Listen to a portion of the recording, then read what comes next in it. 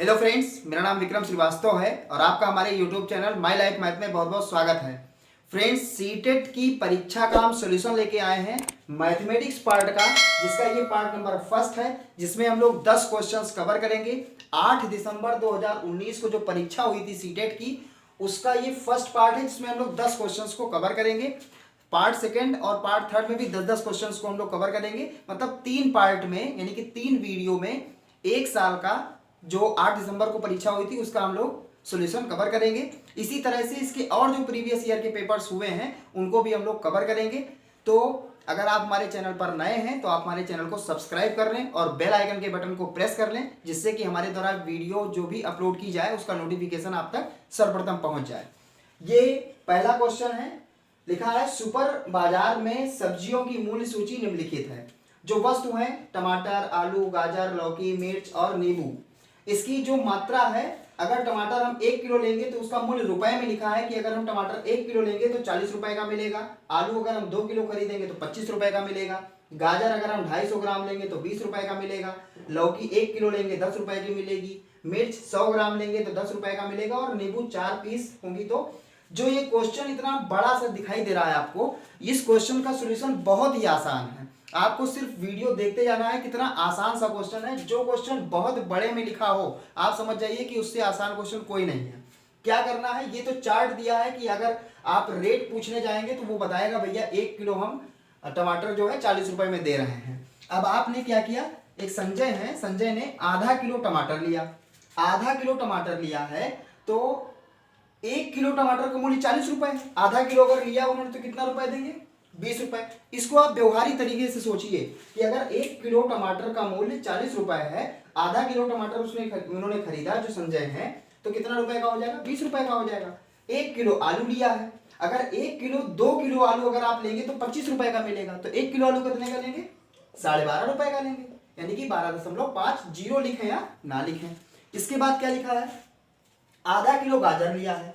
250 ग्राम गाजर अगर लेंगे तो कितने का मिलेगा, 20 रुपए का। तो आधा किलो लिया है, चूंकि 250 ग्राम 20 रुपए का, तो आधा किलो कितने का हो जाएगा, 40 रुपए का हो जाएगा। यहां लिख दिया। फिर लिखा है 250 ग्राम मिर्च खरीदा है। मिर्चा जो मिल रहा है वो 100 ग्राम का, जो 100 ग्राम की कीमत है वो कितनी है, 10 रुपए है। अब 250 ग्राम लिया तो 100 ग्राम की कीमत 10 रुपए है, 200 ग्राम की कीमत कितनी होगी, 20 रुपए। और 50 ग्राम और लिया है तो 100 ग्राम की कीमत 10 रुपए, तो 50 ग्राम की कीमत 5 रुपए। इसका मतलब उन्होंने 250 ग्राम लिया है, 100 ग्राम की कीमत कितनी है, 10 रुपए है, तो ये कितना हो जाएगा, 25 रुपए हो जाएगा। इसके बाद 6 नींबू भी खरीदा है। 4 नींबू खरीदेंगे तो 10 रुपए मिलेगा। 4 नींबू अगर लेंगे तो 10 रुपए मिलेगा। तो 2 नींबू कितने का मिलेगा, 5 रुपए का मिलेगा। उन्होंने लिया है 6, यानी 4 तो लिए ही, यानी 10 रुपया दिया होगा।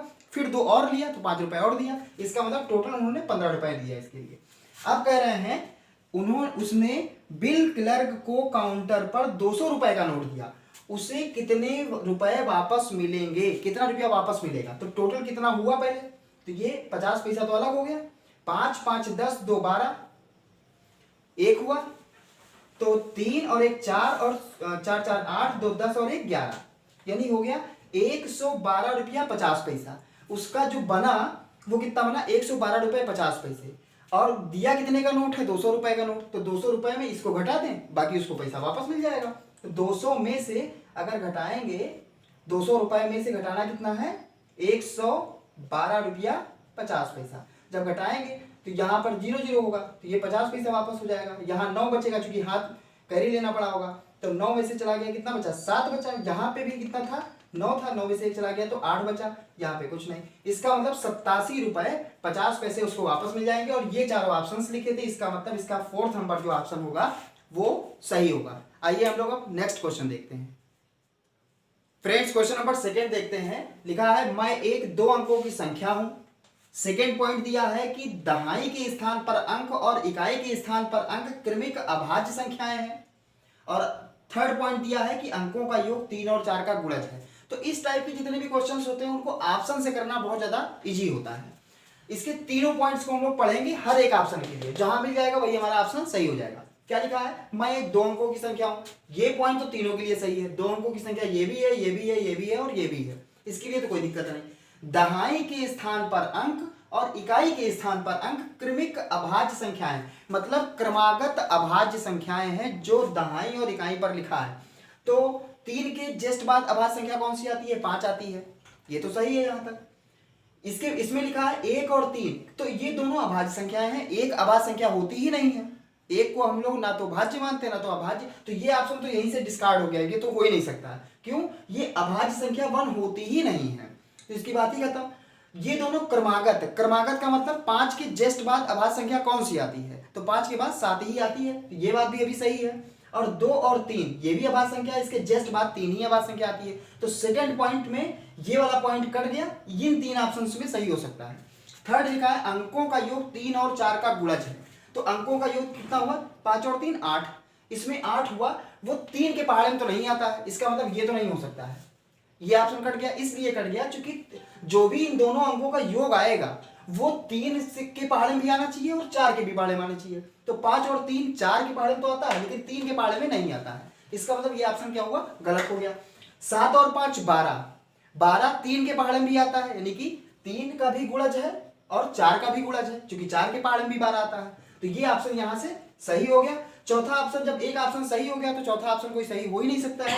फिर भी हम लोग अगर चेक करेंगे तो 3 और 2 कितना हुआ? 5, तो 5 ना तो 3 के पहाड़े में आता है और ना तो 4 के पहाड़े में आता है, तो ये यहां से गलत हो गया। इसका मतलब ये ऑप्शन क्या हुआ? सही होगा। तो इस टाइप की जितने भी क्वेश्चंस होते हैं उनको ऑप्शन से करना बहुत ज्यादा बेस्ट होता है। आइए हम लोग नेक्स्ट क्वेश्चन देखते हैं।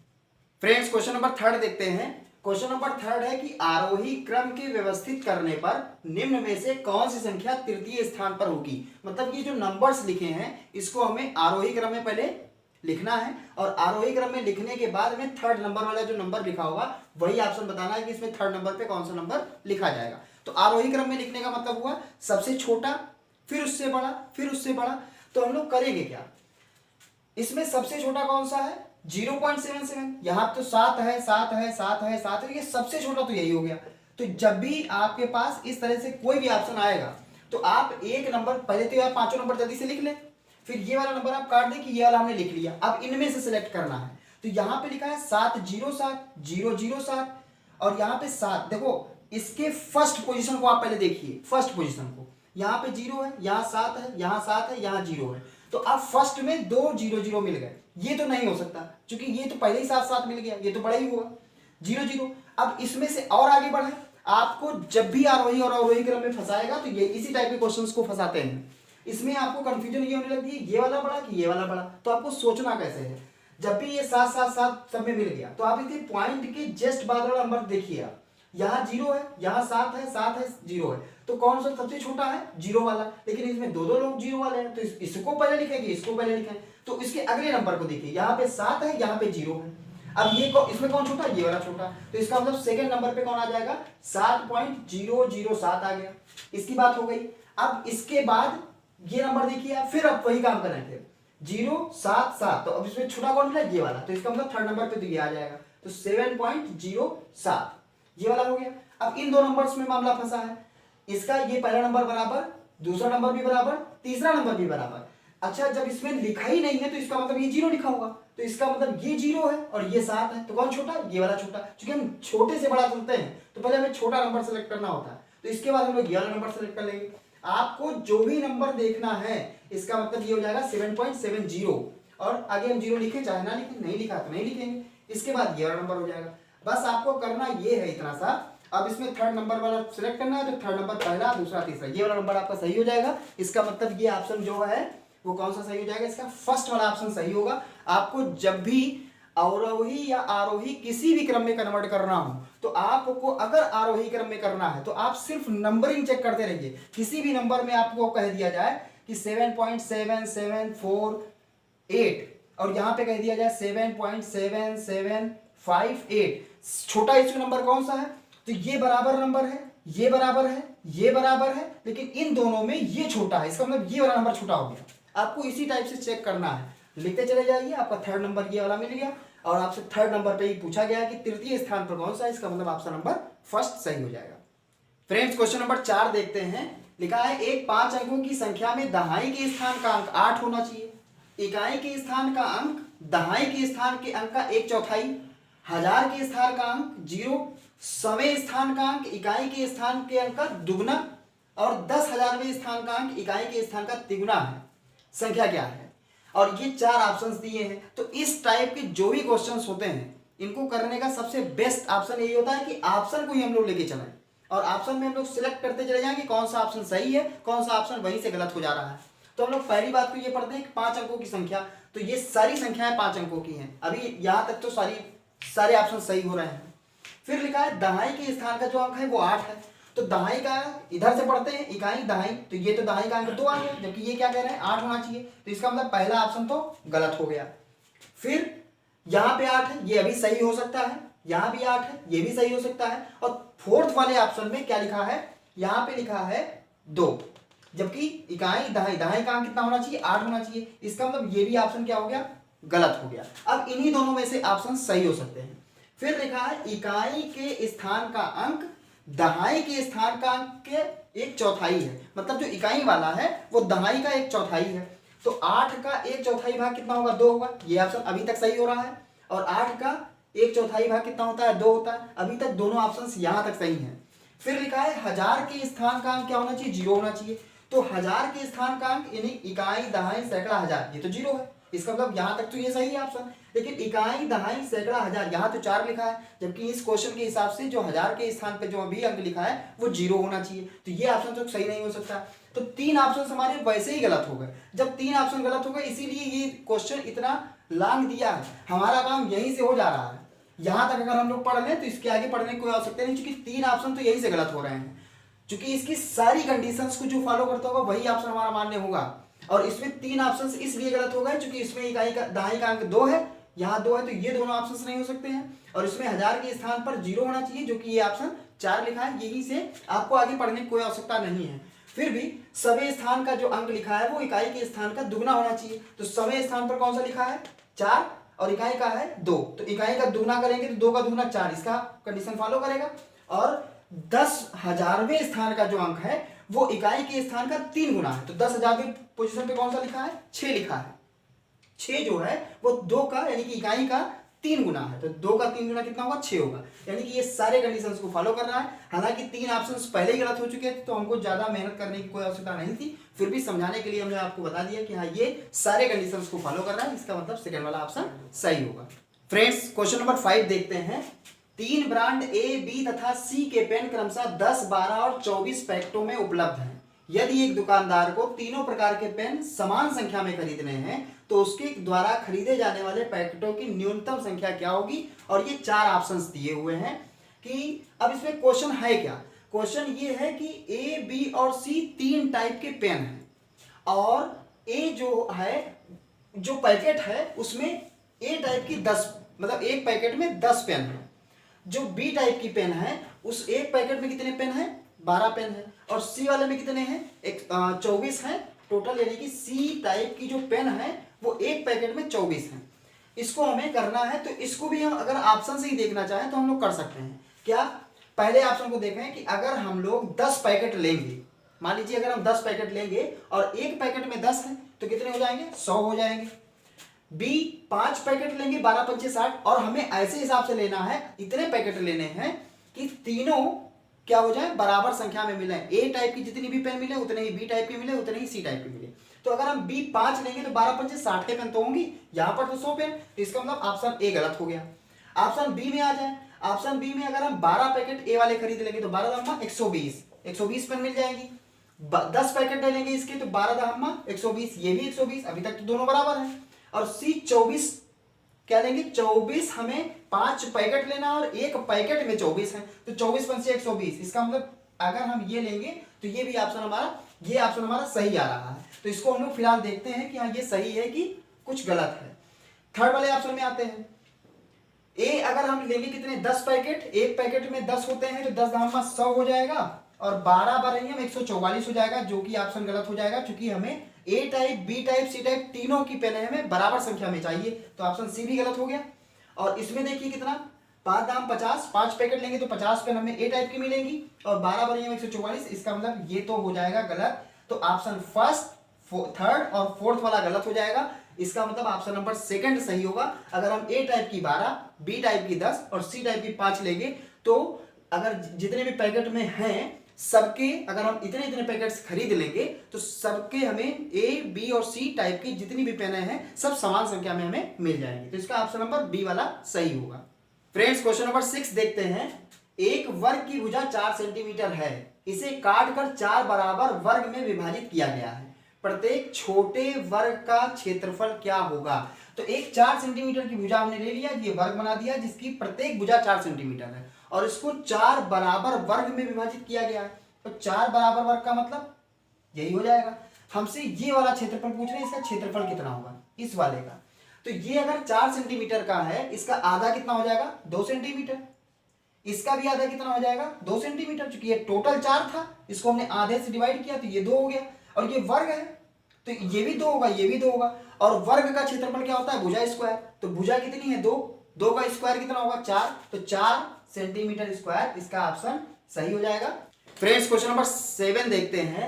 7 लिखा है कि वह संख्या जो 1 से 10 दोनों सम्मिलित, मतलब 1 और 10 दोनों को लेके चलना है, तक सभी संख्याओं से विभाज्य होगी निम्न है। इनमें से कौन सी ऐसी संख्या होगी जो 1 से लेके 10 तक की सभी संख्याओं से विभाजित होगी। तो हम 2 के लिए देखते हैं पहले। तो 2 के लिए तो सब कट जाएगा, 1 से तो कट ही जाएगा सब, 2 से भी सारे कट जाएंगे। 3 से पहले हम लोग चेक करते हैं कि 3 से कौन कौन संख्या कट जाएगी। तो 3 से चेक करने का कोई बड़े से बड़ा नंबर लिखा हो, अगर उसको ये चेक करना हो कि ये 3 से कटेगी कि नहीं कटेगी, तो उसके सारे नंबर्स को हम लोग ऐड करते हैं। तो कितना लिखा है 6 0 4, 6 और 0 को ऐड किया 6 और 6 और 4 10। क्या 10 3 से कटेगा? अगर कटेगा तो ये पूरी संख्या 3 से डिविजिबल होगी, यानी कि विभाज्य होगी। तो ये नहीं कट रहा है, इसका मतलब ये वाला ऑप्शन गलत हो गया। इसमें देखिए 2 और 5 7 और 2 9, 9 में 0 जोड़ा तो 9, तो ये अभी कट सकती है, ये ऑप्शन हो सकता है, ये कंफर्म नहीं हो सकता 3 से कट रहा हो, किसी और संख्या से ना कट रहा हो। फिर इसके बाद 10 देखते हैं, 10 तो 3 से डिविजिबल नहीं होता है, तो ये तो वैसे ही गलत हो गया। 100 भी 3 से नहीं कटता है, तो इसका मतलब ये सारी संख्याएं जो 3 संख्याएं और लिखी थी वो 3 से ही डिविजिबल नहीं है। और हमें ऐसी संख्या सिलेक्ट करना है जो 1 से लेके 10 तक की सभी संख्याओं से, मतलब 1 से 2 से 3 से 4 से सारी संख्याओं से, 1 से लेके 10 तक सारी संख्याओं से कट जाए। तो ये संख्या 3 से नहीं कट रही है, ये नहीं कट रही है, ये नहीं कट रही है, तो इसका मतलब एक ही ऑप्शन इसका बचता है। जब एक ही ऑप्शन बच रहा है तो इसका मतलब यही वाला ऑप्शन सही होगा। और आगे चेक करने की हमें कोई आवश्यकता भी नहीं है, क्योंकि बाकी सारे ऑप्शंस तो वैसे ही गलत हो चुके हैं। तो इसका मतलब ऑप्शन नंबर इसका सेकंड सही होगा। फ्रेंड्स क्वेश्चन नंबर 8 देखते हैं। इसमें मान ज्ञात कर रहा है और ये हमें नंबर्स दिए हैं। हम लोग जानते हैं जब इस टाइप से लिखा होता है तो इसको हम लोग भागयोग, जो बाडमास रूल होता है उस पर हम लोग लगाते हैं। बाडमास में ये कहते हैं पहले हम लोग इसमें चूंकि मल्टीप्लाई माइनस भाग का साइन है, तो पहले हम लोग भाग वाले साइन को सॉल्व करते हैं। तो यहाँ को अगर आपके मतलब परीक्षा में इस तरह से क्वेश्चन आता है तो आप एक बार इसको आप लिख लीजिए और उसके नीचे आप लिख दीजिए, देखिए 7 21 से पहले डिवाइड किया जाएगा तो कितना बचेगा 3, ये आपका कट के कितना बचा 3, बाकी वैसे ही लिखा है समझ लीजिए। अब यहाँ पे इसकी जगह पे कितना आ गया 3 आ गया। फिर आप सोचिए कि अब गुणा करना है, यहाँ भी गुणे का साइन है, यहाँ भी गुणेगा, तो 17.5 का 3 से करना है। तो आपको ध्यान इतना देना है कि 17 का पहले 3 से गुणा हुआ तो 51 हो गया, और 0.5 का 3 बार गुणा होगा तो 1.5 हो जाएगा। तो ये 51 पहले से हो चुका था और 1.5 यानी कि 1.5 तो कितना हो जाएगा 52.5। तो इसकी जगह कितना आ गया 52.5। आपको बार बार लिखने का आवश्यकता नहीं है, इसकी जगह ये आ गया, इसकी जगह ये आ गया, क्योंकि पहले हमने भाग किया तो ये आया होगा, फिर ये आया। अब इसको देखिए करना है तो 12 3 36 तो हो ही गया, और 0.5 का 3 बार होगा तो 1.5, तो 36 और 1 37 37.5, तो ये कितना हो जाएगा -37.5। तो पहले हमने भाग वाला किया इतना आया, यहाँ पे माइनस लगा है तो ये -3 -37.5, तो ये कितना हो जाएगा 52.5, ये -40.5 हो जाएगा। 0.5 मतलब 52.5 में से 40.5 घटाना है तो कितना बचेगा 12 बचेगा, क्योंकि 0.5 का मतलब नहीं, ये तो कट ही गया होगा, 52 में से 40 चला जाएगा तो कितना बचेगा 12। इसका मतलब इसका ऑप्शन नंबर 4th वाला जो पार्ट होगा वो सही होगा। फ्रेंड्स क्वेश्चन नंबर 9 देखते हैं।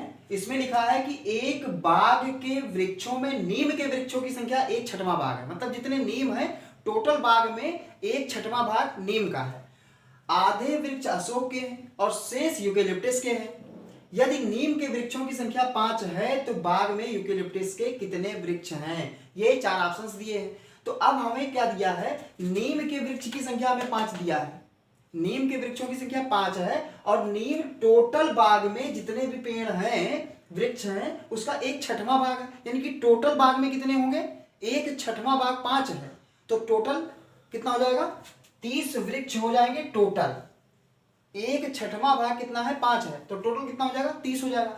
30 में आधे वृक्ष तो अशोक के निकल गए, यानी कि 15 तो निकल गए अशोक के, ये तो अशोक के हो गए। अब कितना बचा? नीम के कितने हैं? 5 हैं, तो ये वाले नीम में चले गए, 5 तो नीम में चले गए, तो कितना हुआ? 20। तीन ही टाइप के हमको वृक्ष की बात की गई है, अशोक की, नीम की, यूकेलिप्टस की।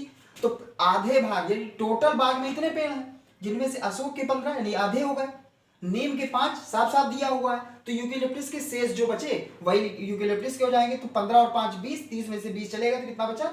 10 बचा। इसका मतलब यूकेलिप्टस के कितने होंगे? 10 वृक्ष होंगे। इसका ऑप्शन नंबर 4 वाला क्या होगा? सही होगा। आइए फ्रेंड्स देखते हैं आज के वीडियो का लास्ट क्वेश्चन।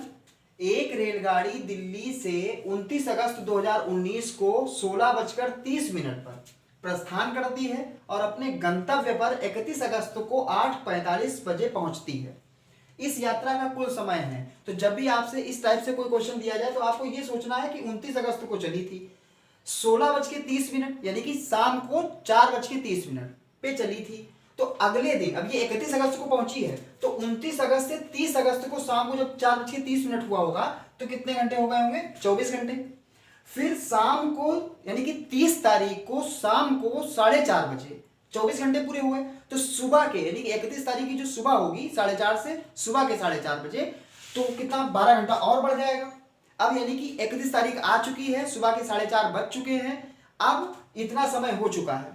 4:30 के बाद हमें पहुंचना है कितना? 8:45 लिखा है, तो 4:30 से आप डायरेक्टली जोड़ सकते हैं कि 5:30, 6:30, 7:30, 8:30, यानी 4 घंटे और बढ़ जाएंगे और 15 मिनट और बढ़ाना है, क्योंकि 8:30 तो बज ही चुके, 15 मिनट और बढ़ाना है। तो ये कितना हो गया? 24 और 12 36 और 4 40, चाहिए 40 घंटा तो पूरा पूरा हो गया, और 15 मिनट एक्स्ट्रा और आ रहा है, क्योंकि 8:30 से 8:45 में 15 मिनट और आता है, तो 40 घंटे और 15 मिनट। ये आपका डायरेक्ट क्वेश्चन हो सकता है, बिना किसी आपको कैलकुलेशन के आप डायरेक्टली आप मन में कैलकुलेट कर सकते हैं 40 घंटा 15 मिनट।